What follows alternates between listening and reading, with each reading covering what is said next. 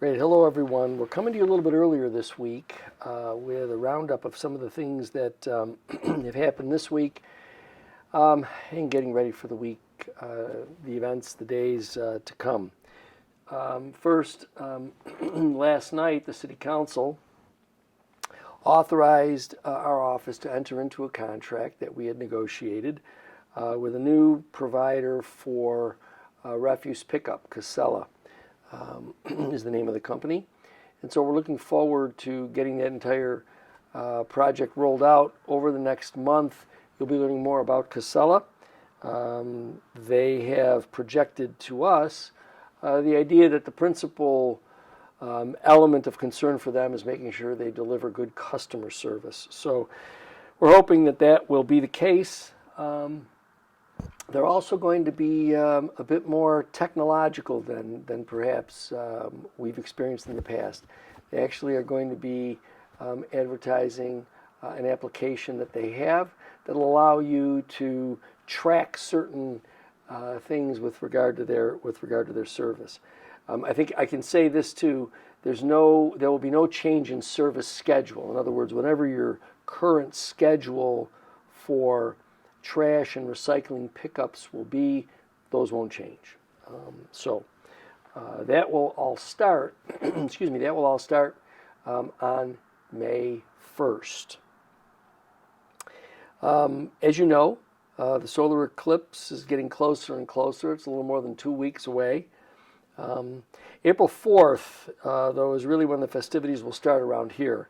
There will be special exhibits and student programs and presentations that will feature NASA personnel who will be in town from that period throughout the eclipse at various locations, our libraries, the aquarium, the Aerospace Museum out by the airport, as well as other areas around the city. They'll start, starting Saturday, April 6th and running through Monday, April 8th. There's going to be an Eclipse Street Festival from 11 a.m. until 7 p.m. each day on Old Fall Street. They'll have live music and food trucks, backyard games. Some solar eclipse merchandise will also be available for purchase. And then on Monday evening, for everyone to enjoy, there will actually be fireworks. And we want to thank the folks at Wegmans for sponsoring those fireworks for us. So again, thank you. So our hope is that the guests that will be coming, and we're expecting thousands to come, we hope that they will come early and that they'll stay late to avoid traffic jams. There'll be so much to do down there, so we hope that they will enjoy some of the events that we have here, and locals obviously too. I mean, I've said to individuals, really, we should approach this in terms of supplies, in terms of the things that you want to do. Look at this like it's going to be a snowstorm, only there's not going to be any snow. You want to rev up for it well before it happens. Because at some point, all throughout the city, there will be traffic congestion. You can't pack that many people into our community without having an impact on our roads. So just be mindful of that. I know there are block parties that are planned in certain areas of the city. With regard to our large parks everywhere, there will be people. So I think the most important thing that I can suggest to everyone is just be patient. Be patient if you're driving. Be patient if you're out at an event. We want everyone to be safe. We want everyone to have fun. So I think part of it's just going to be our ability to be patient with one another. There's more information, including a schedule of all of the events, some of the ones I mentioned here and others, and it can be found at niagarafallsusa.com/2024 solar eclipse. So our friends at Destination Niagara, their website, niagarafallsusa.com, has a full listing of all of the events. You know, I was out at a public meeting, and someone mentioned to me about electronic waste. So let me just recap for everyone. If you have electronic waste, computer, TV, printer, whatever it may be, if you have any electronic waste, old electronics can be dropped off right at the Department of Public Works at 1785 New Road, Monday through Friday, from 8:30 in the morning until 3:30 in the afternoon, 8:30 to 3:30. You pull up to the gate. You'll see that there is a pad there. Press the button to call into the office. Then you'll be allowed to get in.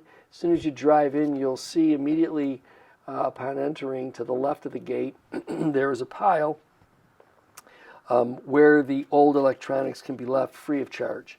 One thing I would note is that there is not always going to be someone there to help you if you have a large item.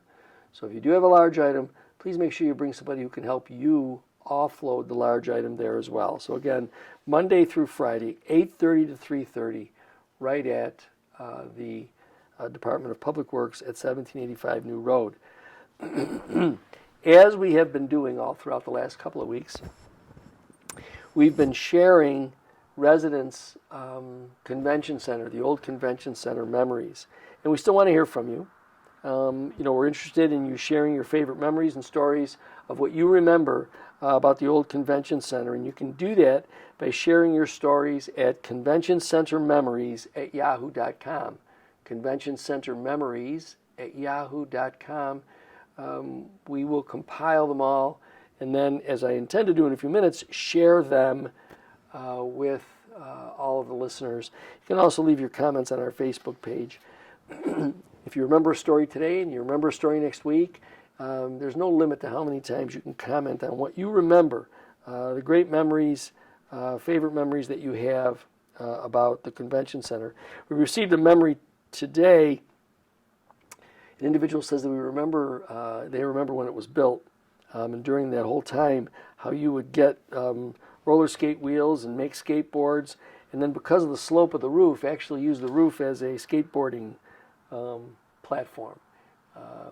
This particular commenter says we were daredevils back then. Another individual says, I remember when I was a kid growing up, we had outside ice rink where the casino parking is. There were free outdoor concerts we were able to go to. I remember going to Beach Boys concert at the convention center. We had the Festival of Lights parade, and the Rose Garden building that turned into a fun place with arcade games and other good stuff to do.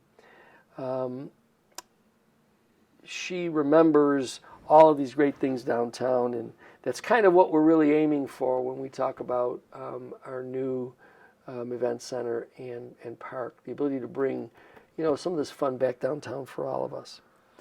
Our hockey team continues to play well. The Niagara Falls Buffaloes will have another doubleheader this weekend, Saturday and Sunday at Hyde Park Ice Pavilion.